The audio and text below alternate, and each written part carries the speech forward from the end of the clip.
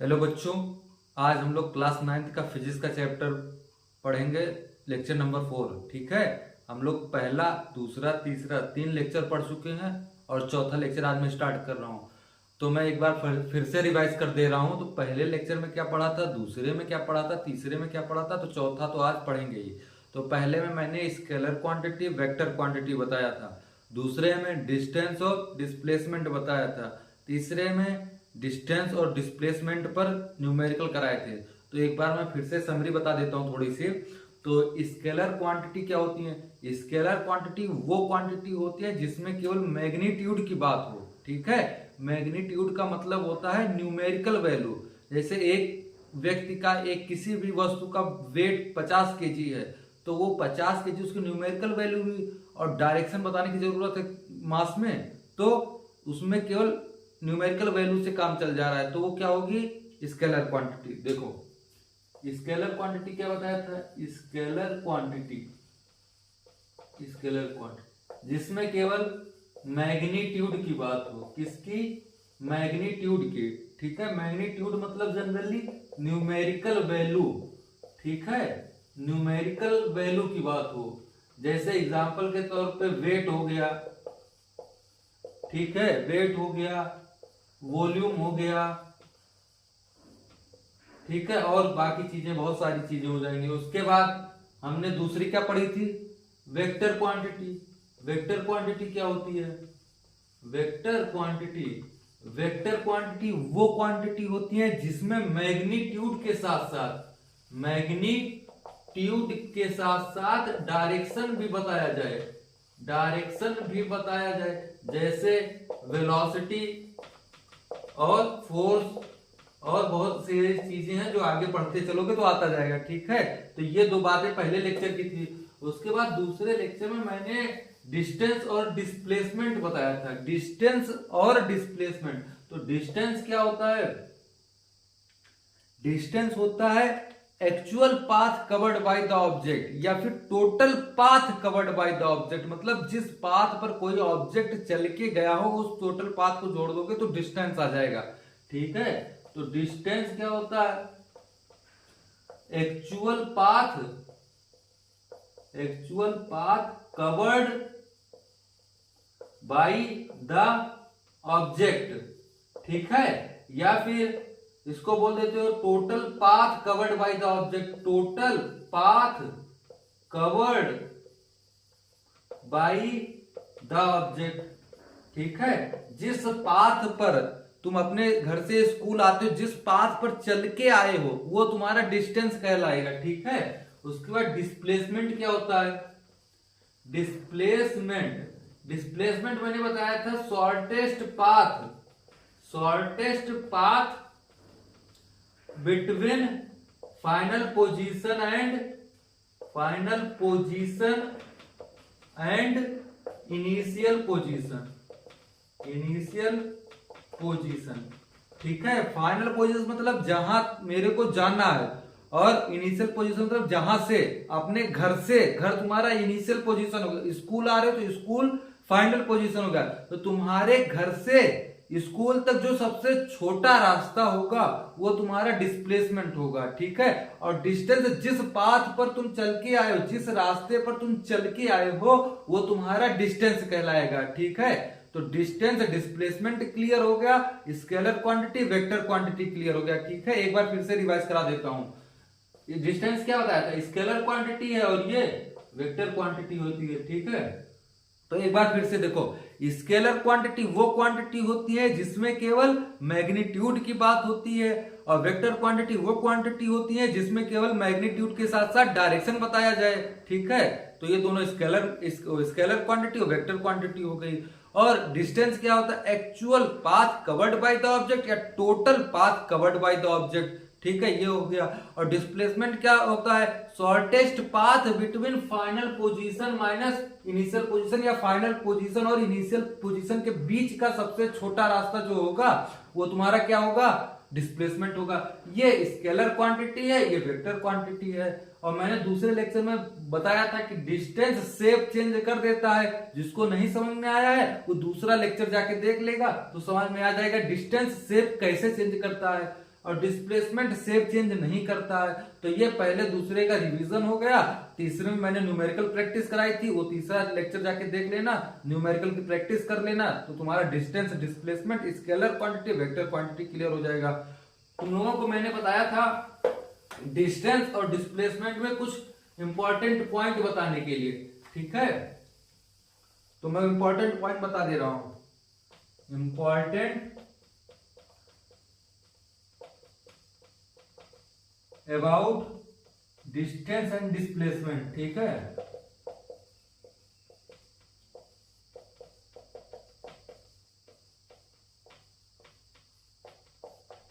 ठीक है, तो इसमें पहला पॉइंट ये देखो, पहला पॉइंट स्टेटमेंट लिख रहा हूं, ठीक है। Distance is greater than displacement. ये स्टेटमेंट सही है या गलत है ये बताना है, ठीक है। दूसरा, distance is equal to displacement, ठीक है, ये बताना है सही है गलत। और ये distance is less than displacement, ये सही बताना है गलत बताना। ये 3 पॉइंट बहुत इंपॉर्टेंट होते हैं, ये कंपटीशन में भी पूछे जाते हैं, नीट जे जैसे कंपटीशन में भी ये पॉइंट पूछे जा सकते हैं, ठीक है। अच्छा क्वेश्चन है, 11th में काम आएगा, ठीक है। तो सबसे पहले देखो डिस्टेंस और डिस्प्लेसमेंट क्या है, distance is greater than displacement, ये स्टेटमेंट सही है गलत, तो ये स्टेटमेंट बिल्कुल सही है, ठीक है, गलत नहीं है, ये स्टेटमेंट सही है। जैसे आप डिफिनेशन सोचो, इसका मतलब क्या है, ये क्या लिखा है, पहले इस एरो का मतलब समझे कि डिस्टेंस बड़ा होगा डिस्प्लेसमेंट से, ये बात सही है, बिल्कुल सही है। जैसे डिस्टेंस तो हमेशा बड़ा होगा ना, क्योंकि डिस्प्लेसमेंट की डिफिनेशन क्या बताई, शॉर्टेस्ट पाथ, ये तो शॉर्टेस्ट पाथ है ना, तो डिस्टेंस तो हमेशा जिस रास्ते पर तुम चल के जाओगे वो होगा, और डिस्प्लेसमेंट क्या होगा, डिस्प्लेसमेंट शॉर्टेस्ट पाथ होगा। जैसे मान लो, अभी दूसरा पॉइंट आगे लिखेंगे, ठीक है, समझा दे रहे हैं, ठीक है। देखो मान लो मेरे को ए पॉइंट से बी पॉइंट में जाना है, ठीक है, तो मान लो मैं एक यहां से गया, ठीक है, ये वाला एक ऐसे घूम के गया, तो ये इसका क्या हो जाएगा, डिस्टेंस हो जाएगा ना, और ये सबसे छोटा रास्ता ये वाला हो गया, ये वाला क्या हो जाएगा, डिस्प्लेसमेंट हो जाएगा, डिस्प्लेसमेंट हो जाएगा, ये क्या हो जाएगा, डिस्टेंस हो जाएगा, ठीक है। ए से बी तक जाना है, तो मैंने ये वाला रास्ता चल के गया, ठीक है, तो जिस रास्ते पर चल के जाता हूं, जिस रास्ते को मैं फॉलो करता हूं, उसको डिस्टेंस बोलते हैं, ठीक है। तो ये डिस्टेंस हो गया, मैं इस पे आदमी बना दे रहा हूं, तो तुम्हें पता चल जाएगा कि ये आदमी ए पॉइंट से बी पॉइंट पर ऐसे जा रहा है, ठीक, ऐसे गया, तो तुम्हारा ये वाला डिस्टेंस हो गया। और डिस्प्लेसमेंट की डिफिनेशन क्या बताई थी, शॉर्टेस्ट पाथ ए से बी के बीच में, तो ए से बी के बीच में सबसे छोटा रास्ता ये होगा ना, तो ये तुम्हारा डिस्प्लेसमेंट हो गया। तो तुम बताओ, ये वाली लाइन ज्यादा बड़ी होगी, मतलब इस पे जाना, इस पे ज्यादा जो चल के जाएगा वो ज्यादा दूरी चलेगा कि जो सबसे नीचे जाएगा वो, तो ये वाला पाथ सबसे बड़ा होगा ना, तो डिस्टेंस बड़ा होगा ना इस केस में, तो distance is greater than displacement हो गया, ठीक है। तो समझ में आया, तो डिस्प्लेसमेंट तब तो शॉर्टेस्ट पाथ नहीं है, लेकिन डिस्टेंस जिस पाथ पर मैं चल के जाऊंगा उसको क्या बोलेंगे, डिस्टेंस। तो इस केस में तुमको नजर आ रहा है ना कि तुम्हारा डिस्टेंस ज्यादा चलना पड़ेगा, तो ये जिस रास्ते पे तुम चल के गए हो डिस्टेंस, तो ये देखो मैं इधर चल के गया हूँ इस वाले रास्ते पे, तो ये तुम्हारा डिस्टेंस हो गया। डिस्प्लेसमेंट क्या डिस्टेंस, सबसे छोटा रास्ता, तो इन दोनों में बड़ा कौन है, डिस्टेंस, तो ये वाला केस फॉलो करेगा, तो ये केस बिल्कुल सही है, ठीक है। उसके बाद दूसरा केस मैंने लिखा था, दूसरा केस लिखा था distance is equal to displacement, ये वाला केस देखो, ठीक है। अब इस केस की बात देखो, मान लो ए पॉइंट से बी पॉइंट जाना है मेरे को, ठीक है, तो मान लो ए से बी मैं सीधा चल के गया, ठीक है, सीधा चल के गया ए से बी पे, तो जिस रास्ते पे मैं चल के गया वो डिस्टेंस हो गया, तो ये क्या हो गया, डिस्टेंस हो गया, ठीक है। अब डिस्प्लेसमेंट क्या होगा, सबसे छोटा रास्ता, ए से बी के बीच में सबसे छोटा रास्ता भी तो यही है, सबसे छोटा रास्ता भी तो यही है, इससे छोटा कुछ रास्ता हो सकता है, नहीं हो सकता ना, तो ए से बी में सबसे छोटा भी रास्ता यही है और इस रास्ते पर मैं चल के भी जा रहा हूं, तो डिस्टेंस भी हो गया, डिस्प्लेसमेंट भी यही हो गया, डिस्प्लेसमेंट भी यही हो गया। तो क्या हो गया, डिस्टेंस और डिस्प्लेसमेंट बराबर हो गया ना इस केस में। तो ये भी स्टेटमेंट सही है। उसके बाद तीसरा स्टेटमेंट क्या था, तीसरा स्टेटमेंट था distance is less than displacement. ठीक है, तो मैं बता दूं ये स्टेटमेंट बिल्कुल गलत है, कभी ऐसा नहीं हो सकता। क्योंकि क्यों नहीं हो सकता, क्योंकि डिस्प्लेसमेंट की डिफिनीशन क्या थी, डिस्प्लेसमेंट तो शॉर्टेस्ट पाथ है ना, ये तो शॉर्टेस्ट पाथ है ना, इससे छोटा डिस्टेंस कैसे हो सकता है। क्यों, देखो समझो, एक बार फिर से समझा रहा हूं। देखो मान लो ए से बी तक जाना है, तो मैं पहला केस लिया था, मान लो यहां से यहां तक चल के गया, ये पहले केस में मैं समझाया था, ठीक है। दूसरे केस में सीधा चला गया, ये दूसरे केस में मैं गया था। तो पहले केस में क्या था, डिस्टेंस ज्यादा था डिस्प्लेसमेंट से, ठीक है। इसमें डिस्टेंस और डिस्प्लेसमेंट बराबर था। अब देखो, जब तुम्हारा डिस्टेंस भी यही था और डिस्प्लेसमेंट भी यही था, ठीक है, तो अब बताओ डिस्टेंस कैसे छोटा हो सकता है, इससे छोटा कुछ होगा, इससे छोटा कुछ भी नहीं हो सकता ना। तो यही डिस्प्लेसमेंट था, यही डिस्टेंस था, इससे छोटा कुछ नहीं हो सकता ना।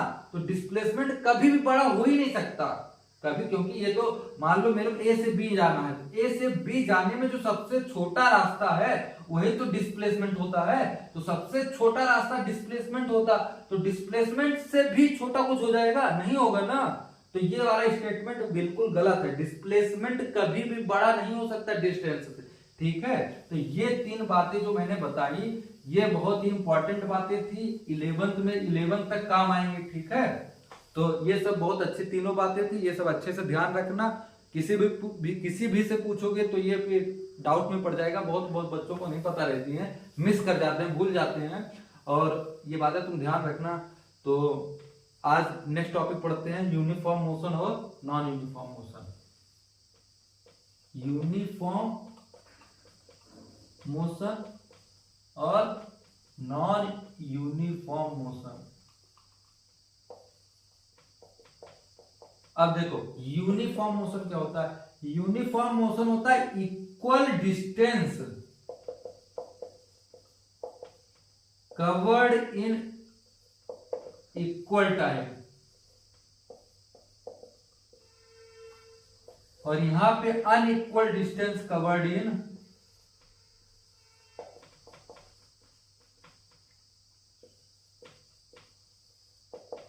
Equal time interval. देखो unequal distance covered in equal time, equal distance covered in equal time. देखो समझा रहा हूं, देखो कैसे।